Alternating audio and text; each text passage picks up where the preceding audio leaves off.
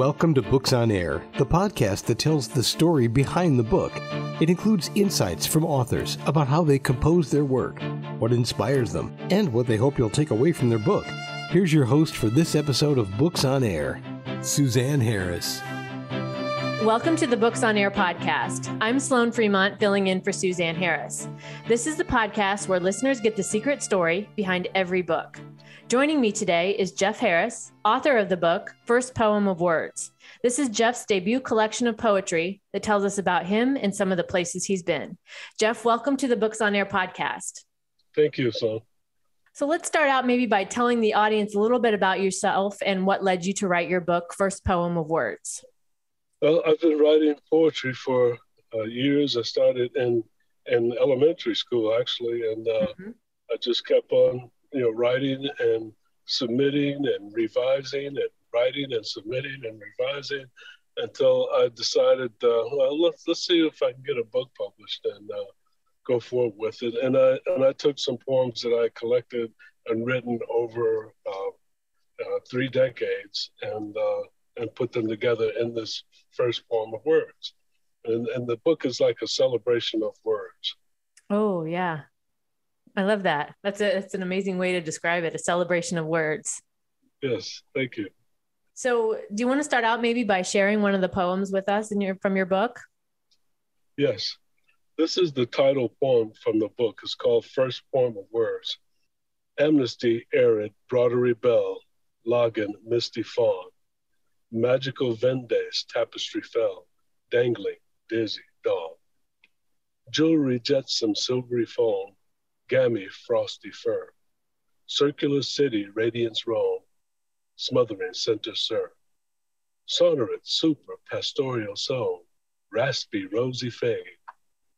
Petrify auras, jettison lone, lapidate, lusty laid. Crescendo, crimson, violin main, insist, lofty born. Jacamar, jaunty, vaginate cane, mandolin, mazy, morn. Amazing. Can you tell us a little bit more about the inspiration for the poem? Inspiration was, I just love the way the words sound and roll off my tongue when said.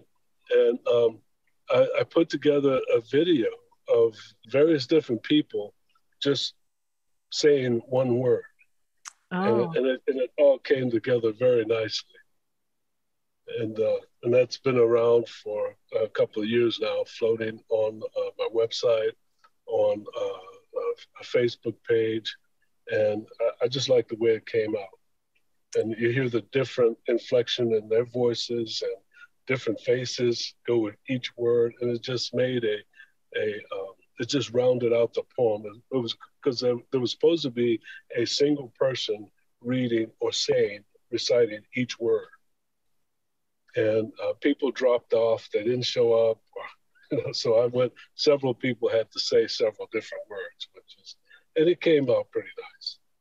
Oh, that's a very creative way to do that. And I'll definitely link to that in the show notes so the listeners can see that video. But that's a very creative way to present the poem, to have it spoken, each person speaking a different word. Yes.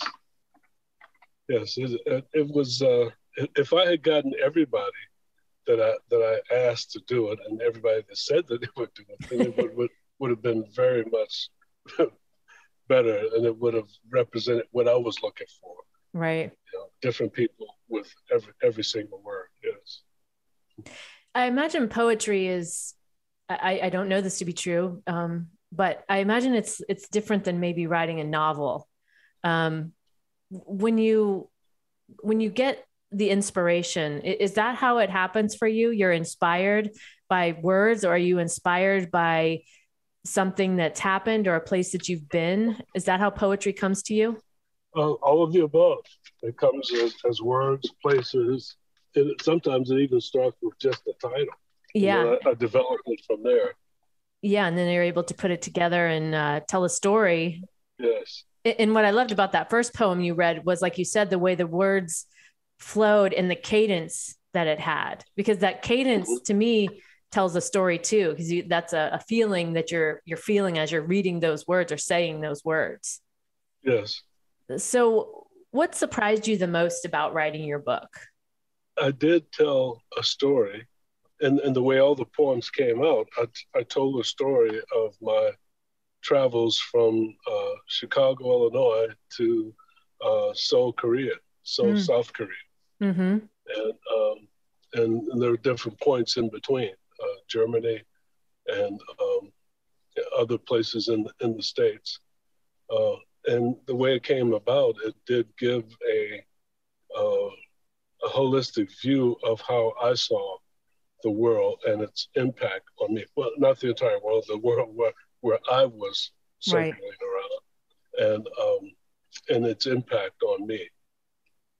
Right.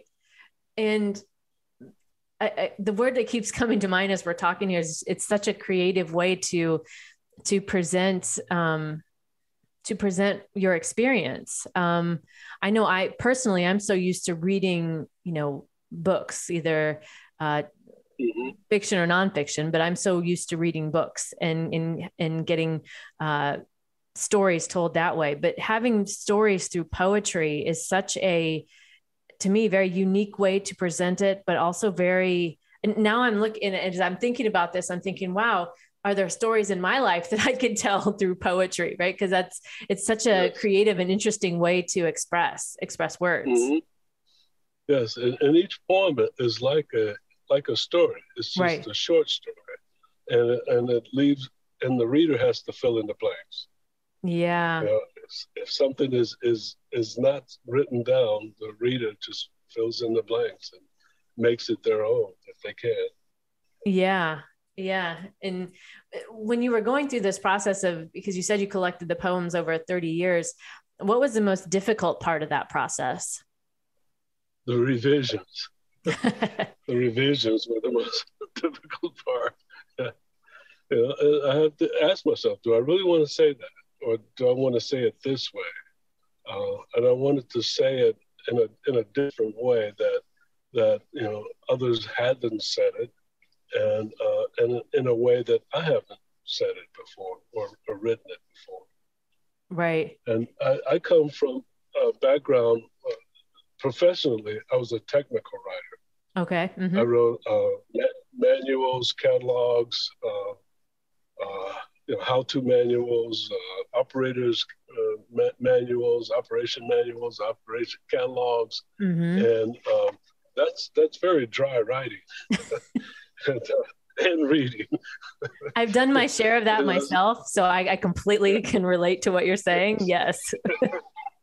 So the most, and there was you couldn't use creativity in that because it was a standard practice. It was a standard you have to write in, and so poetry was my outlet, and I broke away from that. I could be creative. I can do some innovative things, and the way the poems are laid out on a page, even using foreign words, it helps get the voice across. Yeah. And having experience writing technical documentation, the amount of work that goes into that and the amount of detail is so, there's so much there to, and when you're talking about poetry, it seems like you're telling a story in such a succinct way. And like you were saying, when you were having to choose the words, when you were doing the revisions, do I want to use that word or, do I want to say it that way? It seems like it's such a succinct and very to the point way to tell a story. No, almost no fluff involved. Maybe then as technical writing tends to sometimes be. Absolutely. Do you want to share a couple of your other favorite poems from the book with us? Yes. This poem is called Lead Me. And it's actually a lyric to a song that I composed, wrote. But I love the way the words sound here. Lead me through darkness that surrounds me, evil coaxing my hostility. Temptations overwhelming, borderline hatred in my heart. Far beyond laughing demons, dangling my desires from a string. They want to take my soul away. They promise everything. As their loathing feeds me, lead me, lead me. Past the ignorance that delays me, trust that now betrays me, pain of realizing all those faces aren't of prophets, mere devils masked so saintly, flashing hope before my eyes. I'm lured to accept their passion, apt to believe their lies. As their still will bleeds me, lead me, lead me. Up lifelong loose, rotting rungs, past this life's song poorly sung. Over abysmal ridge, move my feet, my mind with surety. Move my heart to love, stand me again on blissful plains. I give to you my body, my soul, I give to you my reins. As my faith proceeds me, lead me into a righteous state out of this shell of hate, safely into your garden, lead me. Whole with your sanctity circling inside of me, lead me home. Wow, that was a powerful one. I love that. It's definitely one of my favorites. Yeah.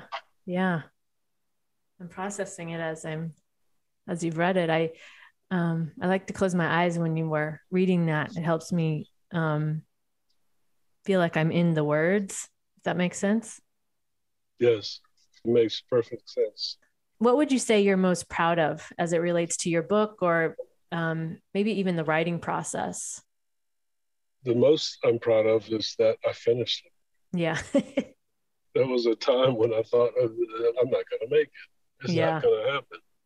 But I finished it, got it to the publisher, and we went through 2 edit processes, and it was published. Yeah, you brought it to life. Mm-hmm. Yes. What are some words or themes that you would use to describe your book? Definitely the celebration of words. Mm-hmm. And one of the themes is, travel, places, experiences, trials, successes. That's what I use mostly to describe it.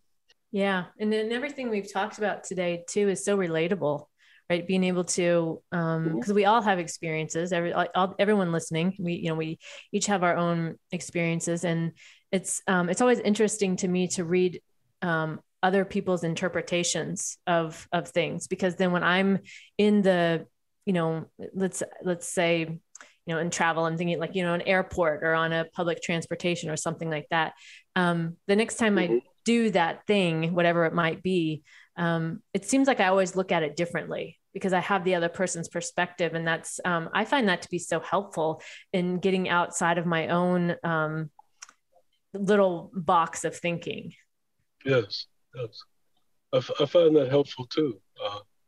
A couple of the poems in the book are other people's perspective as told to me, and how I either agreed or disagreed with that perspective. Yeah, so interesting to me.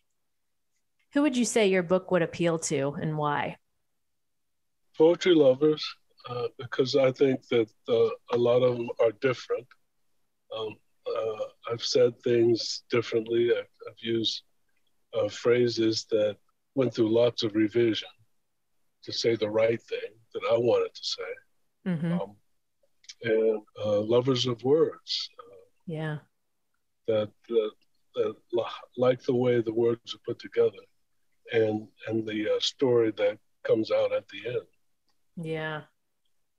I'm smiling as you're saying that, because I can totally picture that. Actually, what I feel like is I can feel the words. That's how this feels. Yes. Talking about this, I can feel the words. Yes. Which I think is always very, very impactful. Yes, I agree. My guest this week has been Jef Harris, author of the book, First Poem of Words. And Jef, before we close out, what's one thing you want to leave the listeners with today to make sure they know about your book? There are lots of avenues to get the book, and just pick up a copy and read and appreciate my voice. Yeah, and I'll link to your website and to the link on Amazon in the show notes so the listeners can check that out. And Jef, thank you for joining us today and being our guest on Books on Air. You're welcome, Sloan, and thank you for having me. Yes, thank you. You can find more about the book, First Poems of Words, as I mentioned, on Amazon, and I'll link to that in the show notes, so be sure to check that out. You've been listening to the Books on Air podcast, brought to you on webtalkradio.net. You can also hear this podcast on Spotify, iHeartRadio, Stitcher, and Apple Podcasts. I'm Sloan Fremont, and I hope you'll join us for the next Books on Air podcast. Remember, you never know who's going to be here, and you never know what we're going to talk about. Thank you so much for listening.